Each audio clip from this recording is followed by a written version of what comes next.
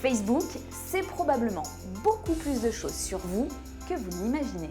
Facebook vous met complètement à nu à votre insu en collectant de l'information en permanence à travers vos posts, à travers vos likes, à travers des émoticônes, des photos, des vidéos.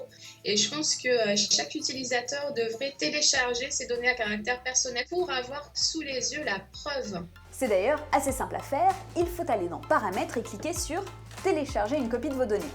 Perso, je l'ai fait et j'ai pas été déçue de ce que j'ai trouvé. Et en plus, Facebook surveille aussi ce que vous faites ailleurs sur Internet. C'est comme ça que le canapé que vous étiez en train de regarder et de songer à acheter se retrouve ensuite sur votre profil sous forme de pub. C'est invisible pour l'usager, mais toute sa navigation est en réalité passée au crible de Facebook qui transmet les informations à ses partenaires commerciaux qui ensuite vont revenir vers l'utilisateur comme par magie. Naturellement, c'est pas de la magie, c'est un partage de données. C'est ce qu'on appelle de la publicité ciblée et c'est ça qui permet à Facebook de gagner de l'argent. Par exemple, sur l'année 2016, chaque utilisateur européen lui a rapporté environ 16 €. Donc en fait, quand vous croyez glander sur votre ordinateur, vous travaillez. Vous travaillez juste pas pour vous, vous travaillez pour Facebook. Alors, Facebook précise bien que ces données sont confidentielles et qu'elles ont aussi pour but d'améliorer le réseau.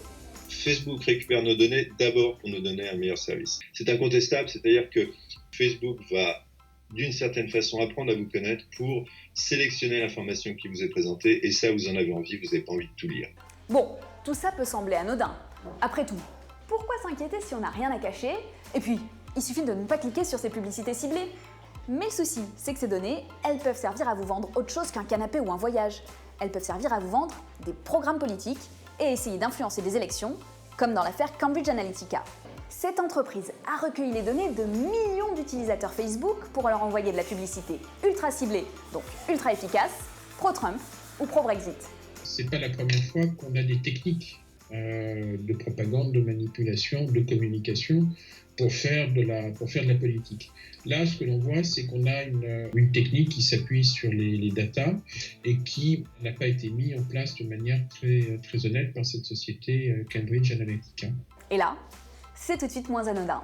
D'autant qu'au-delà de la politique, d'autres secteurs très sensibles pourraient aussi s'emparer de ces données.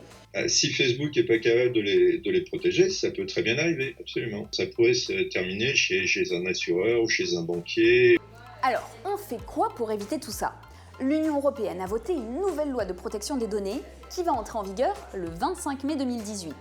Le droit à l'oubli va être consolidé et les entreprises devront être très claires sur ce qu'elles font des données personnelles de leurs utilisateurs. Facebook n'a donc plus qu'à obéir à la loi européenne.